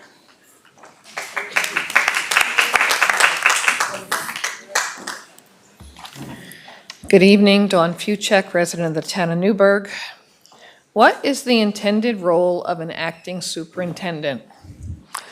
According to the State Board of Education, the two top priorities are to ensure continuity of leadership and provide stability, thereby minimizing disruptions to educational programs and initiatives. Given that, why is our district undergoing a complete central office reorganization, a launching of new educational programs without the input of curriculum and instruction, I might add, and seeing the abolishment of positions and creation of new positions that do the same work? These actions go far beyond the responsibilities of an acting superintendent, whose role is to serve as a temporary steward in the absence of a permanent leader. To make matters worse, in the midst of all this chaos and upheaval, there has been no explanation whatsoever as to why these changes are necessary or how they will positively impact and benefit our students. The resulting disruption has shifted focus away from where it rightfully belongs, on our students. What you have just witnessed here this evening is a travesty to education and to the education of the students of this district. You have betrayed the voters that you serve and that elected you to serve them. It is a total betrayal, and it is disgusting to sit here and watch what just took place.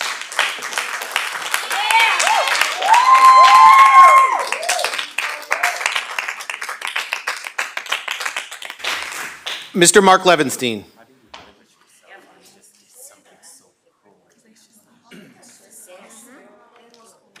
So you might have heard this before, but I think it's appropriate that it be said again.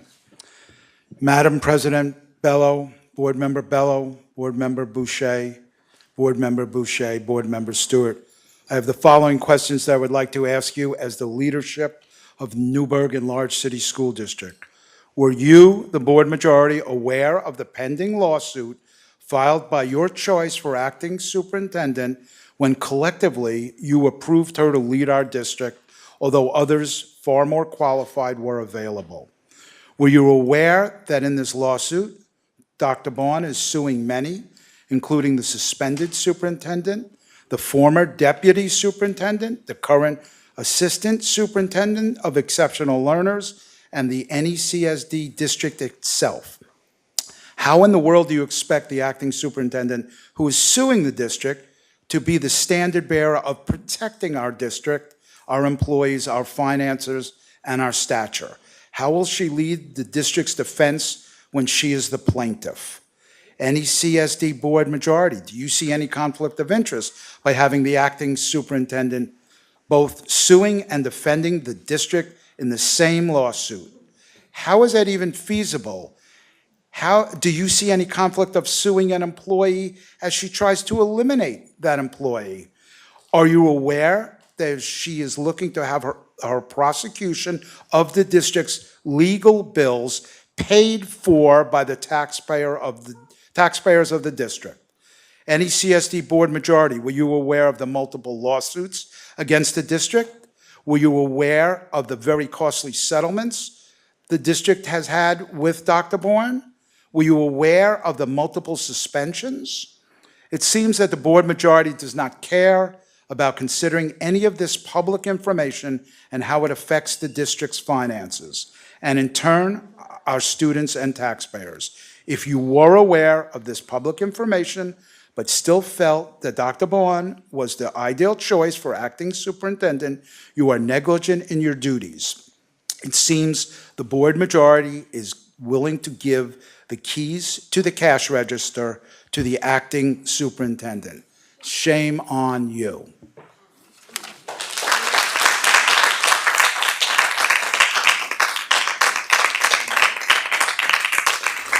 Miss Maggie Welling.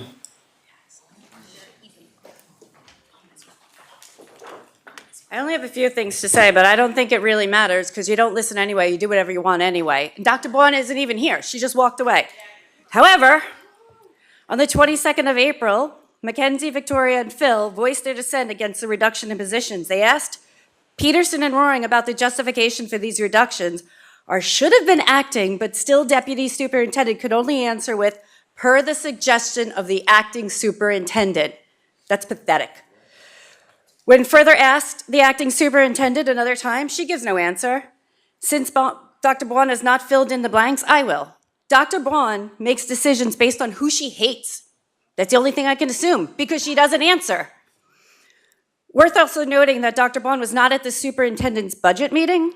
Instead of listening to the students and the taxpayers, rather ironically, Dr. Bourne was filing a lawsuit against the very district, instead of being grateful for skipping rungs on the ladder to become the acting superintendent. Yeah, I really have nothing else to say because I'm so irritated at you and your lack of forethought in your voting. And where is she? She doesn't care about what anyone says, and you all do what you want. The majority, you do what you want. I'm so glad it's my last year. Finally, since you're all a bunch of toilet, go fix the porta potty in the field. It hasn't been cleaned out for a whole entire year. Do something about it.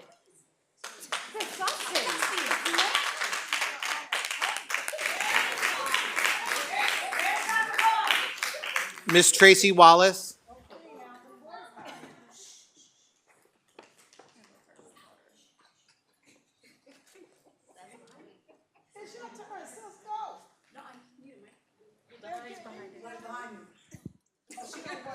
Okay. Hi. Sorry. My comment is that I've been reviewing your policies. I've been really looking through your policies. You have several policies from 1987, 1982. You have several policies that I saw on there.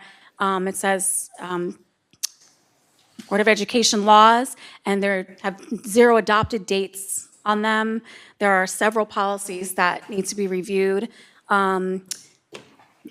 I feel that the reason why there's so much chaos, and I've repeated this over and over, is because we're not following policies, and I'm going to continue to send policies and to review because these policies pertain to, again, the duties of the superintendent that were crossed out. Those duties of the superintendent that I had sent to you, many schools in our Orange County have the duties of the superintendent.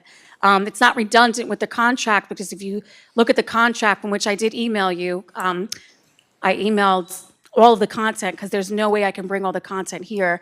I emailed the board the contracts, Dr. Bourne's contract. I looked at the superintendent's contract, and not on any of those contracts are those duties of the superintendents for those policies of the duties of the superintendent. So you in fact need that for policy, because if the relationship is broken, so as if she's not working with her cabinet, that would be in those policies that that would be on there, right? So then the board can then speak up and say what she's not doing as far as relationships with her personnel. That would be one. That's not on her contract, so you can't say that here. So she can actually do, in fact, what she just did today because it's not on her contract. But if you voted for that duties of the superintendent, you can, in fact, as a board, say that's a violation of that policy.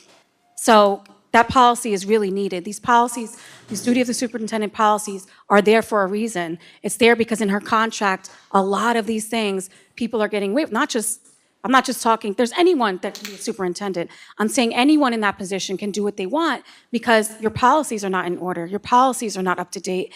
And I'm asking you as a board to please review the duties of the superintendent policies so that we can refer to those policies and then have discussions on what happens when we do not follow those policies and what the board can do voting to make sure that those policies are intact. Because right now, we can't say anything that she's doing, anyone's doing, anyone at the superintendent, previous suspended superintendent or current, there's nothing you could say within their contracts that they did wrong. You can argue that the board members didn't get whatever fiscal thing that they wanted. It's not in her contract. There are certain things on the duties of the superintendent, you certainly could have checked that way before this occurred. Thank you. Ms. Tamika Stewart.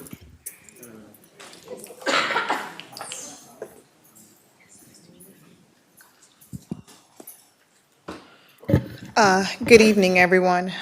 First, I just wanted to say that this is disgusting, and all of you should be ashamed of yourselves. You have a responsibility not to yourselves and your own personal agendas. You have a responsibility to kids in the district. And all of you that have voted for all of these things, it is absolutely abhorrent. And I hope at some point you are not able to sleep at night. I hope your soul does not rest with the things that you have voted on here today. And at some point, these words will ring true. You will hear it as you yawn, as you breathe, that you have done everything in your power to burn down this district on your way out of power. And that will be remembered. And I wanted to say that everybody here that is voting, I want to make sure that we know that the community will know what you voted on, how you intentionally deceived the community by taking those reductions off of the table and voting it down, only to have the people vote on a budget to then put it back on the agenda and then vote for it. That is absolutely intentional deception of the community and the taxpayers. But there's a silver lining. We will remember. We will remember. We will remember. We will remember all of the votes, all of the people who voted for them, and all of the people who support them. We will remember. So please understand. Okay, excuse me, Ms. Stewart, we can pause for time, please? Okay, and anybody that shouts out, please remove them. Open meetings law does not agree with that. She is not. I'm not disrupted and I'm not distracted at all. Well, I am. I'm not.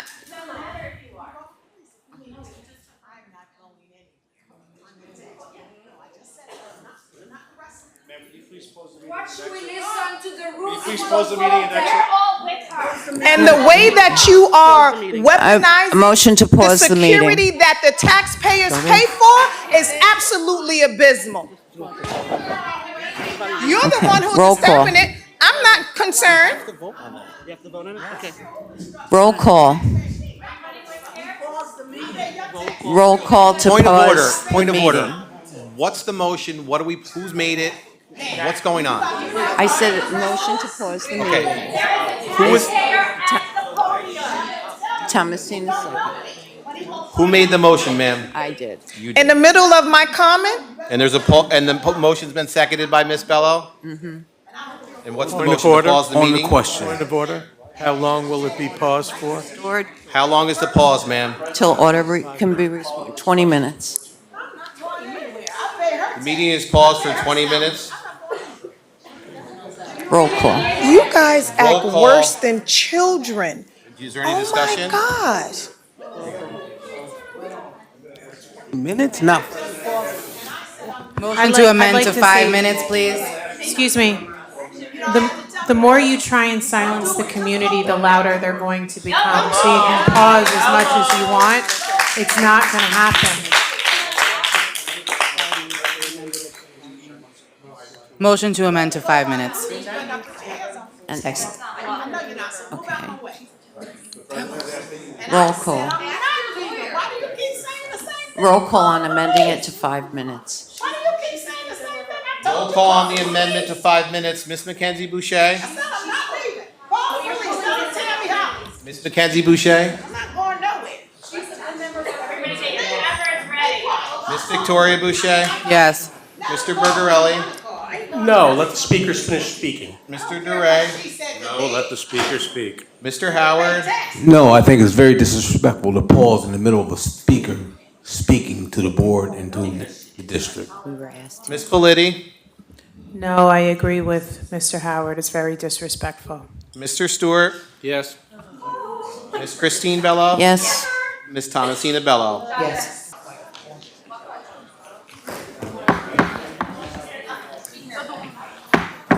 Can we have quiet in here, please?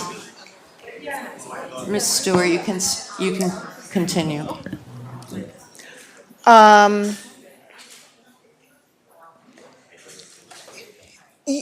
What's happening outside is just really indicative of what's happening inside. And that is just unnecessary and it's chaotic. And I'm going to continue to say that we will remember for every year in every election for any one of you who want to run again, we will remember that. And if she cannot come back in this room, everybody in this room should leave. And it is absolutely disgusting. Once again, we're having this conversation, where is Bond, right? In the midst of everything, once again, missing. You guys, I just don't understand how you sleep at night. How do you sleep at night with yourselves? Like, how do you do this? Because you have a personal agenda? It has nothing to do with the children of this district. You just do not care. And any person with a little bit of sense and an ounce of integrity would definitely not try to burn down the very district that they swore an oath to do right by on their way out because you are mad about a vote. It's disgusting. And you all should be ashamed of yourselves. Every last one of you. Time's up. Thank you. Ms. Sade Burks? Mr. Duray?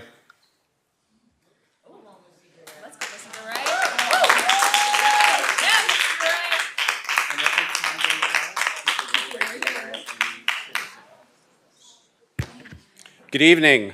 On May 21st, 2024, Mark Levenstein lost the election for school board by 8 votes. Sade Burks also lost her bid. Does anyone recall either of these two now future trustees threatening lawsuits, whining on Facebook, conducting digital surveys, or writing letters to the editor claiming how unfair the process was? You don't, because they didn't. They both graciously accepted the results of the election. Unfortunately, some of this year's candidates who didn't receive enough votes to win are still waging a battle to change the election outcome. Perhaps they've forgotten the last year under this board's leadership and how that leadership may be a major factor in their loss. Perhaps they've forgotten the appearance by board leadership from day one to marginalize an entire sector of the school community. The community has not forgotten. Perhaps they've forgotten that early on, a lifetime resident in the community said, and I paraphrase, "You won't catch us sleeping again," after 2 families became dominant on the board. Perhaps they've forgotten that a community leader and successful business owner was called the despicable slang term by the board president during a meeting. The community did not forget. Perhaps they've forgotten the repeated attempts to move the meetings for the board, a governing body, to various locations around the district. The community didn't forget. Perhaps they don't recall the gavel being used over and over to silence voices. The community remembered on May 20th. Perhaps they've forgotten the board denying a qualified female employment candidate and lifetime community member the opportunity to work for the district. Obviously, she and the community have not. Perhaps they don't remember residents being removed from their seats while attending meetings and voicing their displeasure while decision after decision was made in opposition to the wishes of many in the community.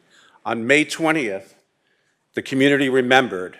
Perhaps they don't remember the president abruptly ending the May 14th meeting with no comments allowed, followed by a special meeting with the same agenda and no comments allowed. Community remembered. Perhaps they don't recall that speaking time for residents was recently changed from 5 to 3 minutes, along with ensuring that non-agenda comments went to the back of the agenda. The reasons given were so ridiculous that they bordered on the pure absurd. Pure warm bulldog. I remember and the community remembers. In closing, this is good. I would be remiss to not thank the board leadership for their role in the election outcome. They have accomplished what has been virtually impossible for several years. Their actions over the last year provided the motivation to wake up a previously sleeping community and fill it with resolve. That resolve was instrumental in bringing a complete leadership change to the board. On May 20th, 2025, the community remembered. I suspect you'll never catch them sleeping again. Thank you. Good evening.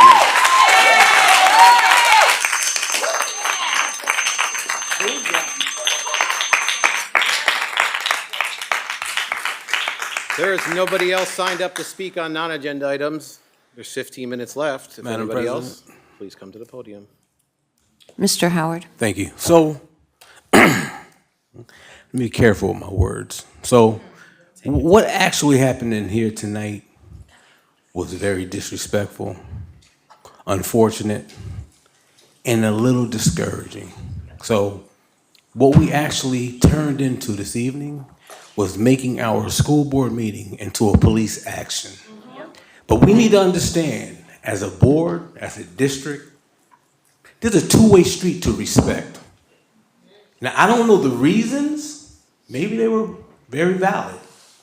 But when we open up the floor for non-agenda items, 3 members of this unit got up and walked out. Now, hold on. That is so disrespectful. I don't know what the reasons were, but the optics of what happened was disrespectful to this community, to the members sitting in here this evening. And then, when people start voicing their disregard or their lack of respect for what we did, it becomes a police action. I think that's very disgusting. And I think it's something that we should think about going forward. As I said, I'm not casting aspersions at anyone. You may have had a valid reason for walking out, but the optics of what happened was terrible. It was terrible. And I think we need to be made more aware of our actions, and we need to understand if you want respect, you have to give respect. So I think that's something that we should think about going forward and understand that these are the same people every year that we reach out to. We tell them that we want total transparency. We tell them that we want to be collaborative. We tell them that we want their vote and we will do what we need to do. Then for the next 11 months, we do what we want to do. So I just want us to be mindful that what transpired in here this evening was so discouraging, so disrespectful, and I pray that going forward, we don't have other incidents like this. Thank you.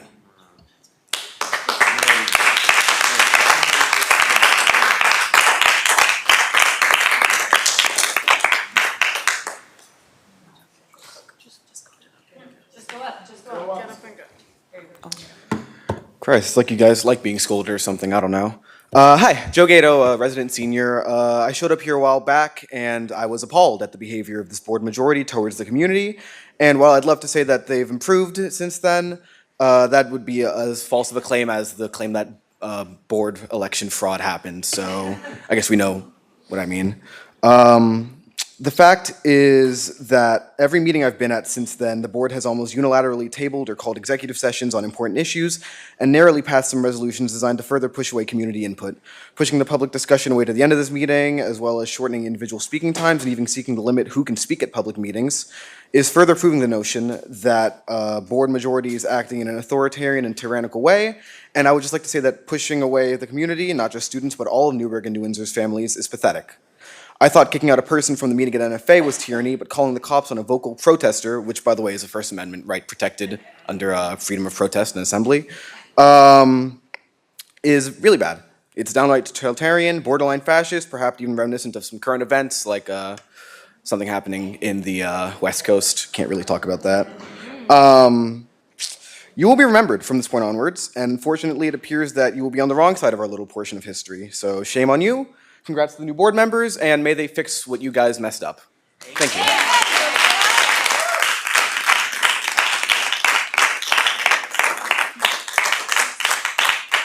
Is there anyone else that would like to address the board on non-agenda items? Please step forward. Hi, I'm back.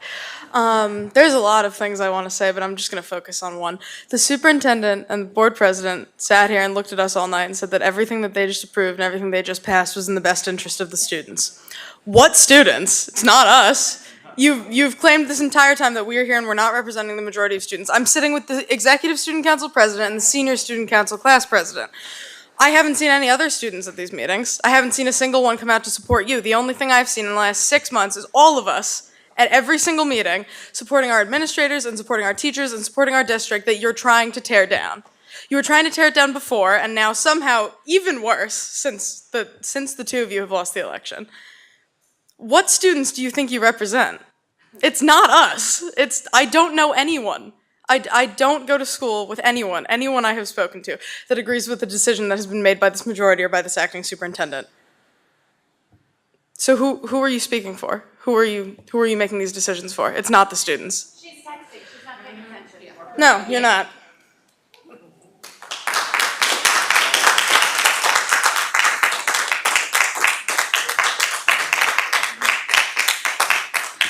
I'll make this quick.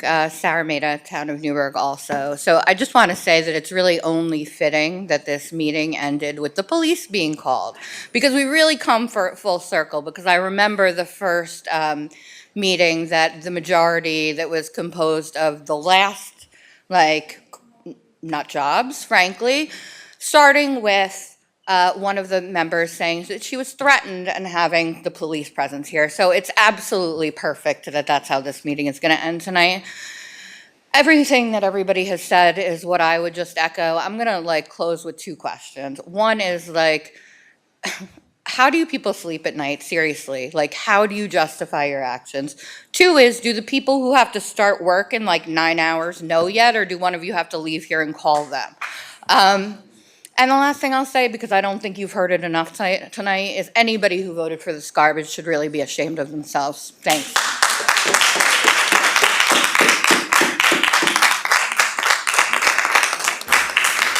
If there's anyone else that would like to address the board on non-agenda items, please step forward. Hi, I'm Angela Polghetto, resident in the town of Newburgh, business owner in the city, and I'm the mom of 2 kids in the district of Newburgh. And I just want to cry. I'm really very, very emotional these days, and I don't understand what we need to do to be heard.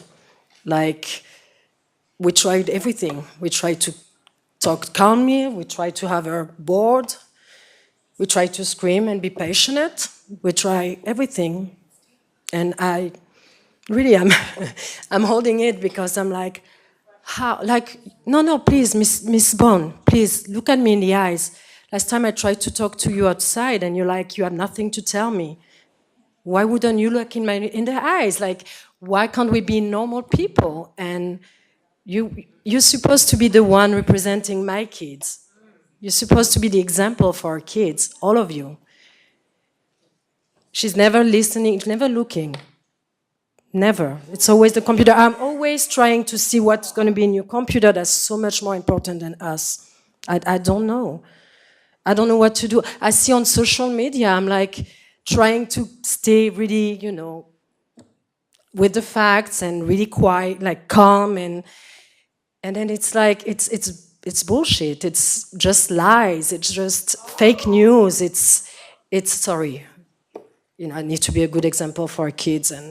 But quite frankly, us being passionate and starting to scream compared to condescendence, I think it's more respectful in some way. It's like it's real. The condescendence, when you are here and just making those nice words, like you're really quiet and say stuff that really hurts, and most importantly, you're not listening. Like we vote for things, and still you're doing the opposite of what we vote for. I'm screaming right now. I'm screaming, I'm crying. I just want to know, what do we need to do to be heard? Do we need to start a riot? Because I'm on it. I'll start it. Is it the solution? I'm agreeing, with the security saying that we shouldn't do that. Yeah, I agree. We should not be talking. We shouldn't be screaming at you. We shouldn't do none of that. It's frustration. We're tired. It's late. It's super late. And you're putting all the comments at the end. We're tired. I'm tired. My older is going to leave. I still have one for 4 years. I have no clue how she's going to react. I don't know if she's going to revenge on my kids. I have no clue. I don't know. It makes there's no sense. It's no sense of what you are doing right now. You can't be firing people. None of the kids were complaining about any of the people you're firing. And still you're firing. There was no proof that there was nothing wrong with what they're doing, and still they get fired. I have no clue what we're supposed to do right now.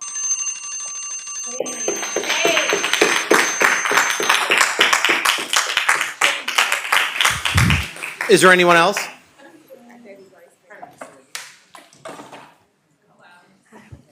My name is Alexandria Crawford. I live in the city of Newburgh.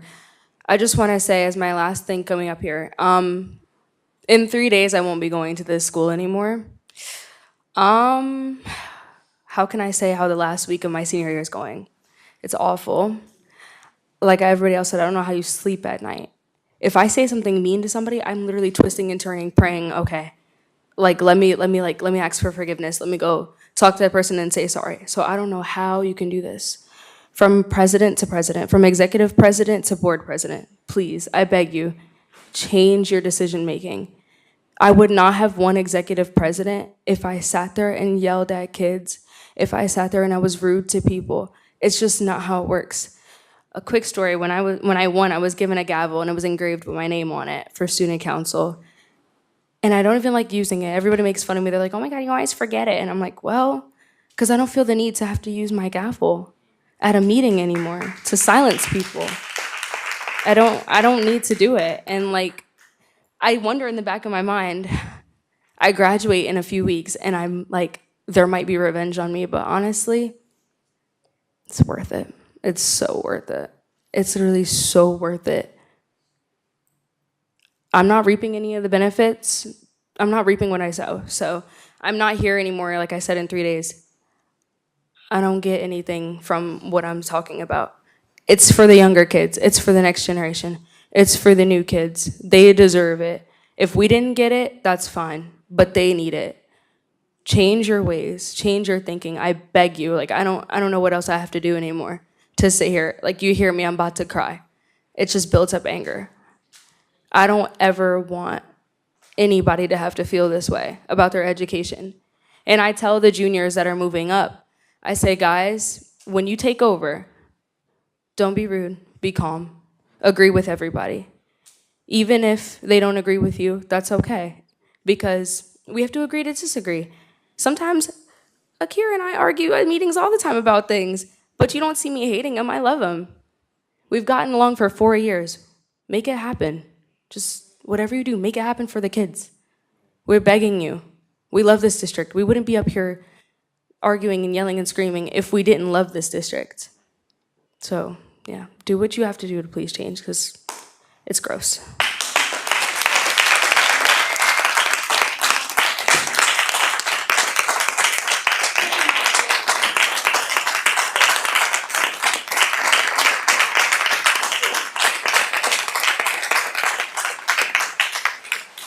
If there's anyone else, please step to the podium.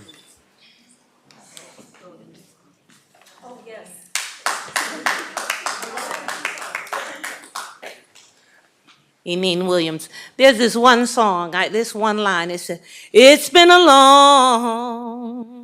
long time coming, but I know a change is gonna come. There's a change coming. The hypocrisy that has been demonstrated in this room. The very suspended superintendent, for the very reasons that have been demonstrated in this room by the acting superintendent, the 5 majority, yes, you should be ashamed. You stood up, you walked out, you've been told over and over and over and over again, lift your head, you keep walking, you walks out, you disrespect, but when you speak and had the nerve to put up highlights. And I said the last time I stood here, you had the opportunity, whether you were coming in or going out, to make a mark. A positive mark. And what do? Come in this room. Yeah, there's been highlights today. There's been highlights. The things, like I said, of the past that happened in Newburgh, that you have resurrected. You should be ashamed, but y'all, some of you ain't gonna change your ways. The same 5 doing the same 5 things they've been doing all the time, agreeing with each other, come hell or high water. You've been doing the same thing. You vote no when you know no is wrong. You vote yes when you know yes is wrong.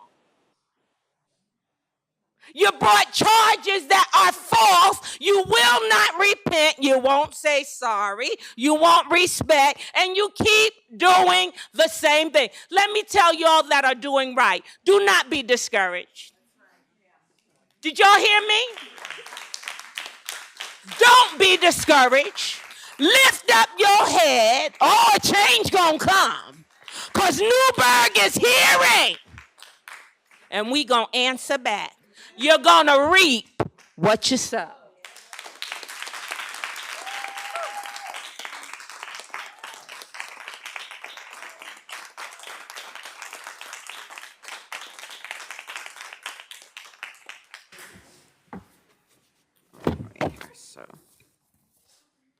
Can I have a motion to go into executive session?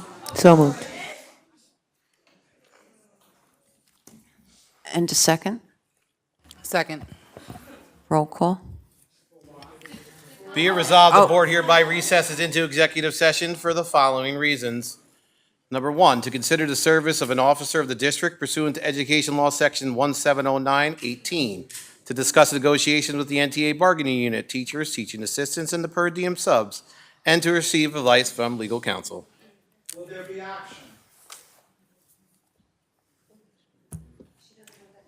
Madam President, will there be action?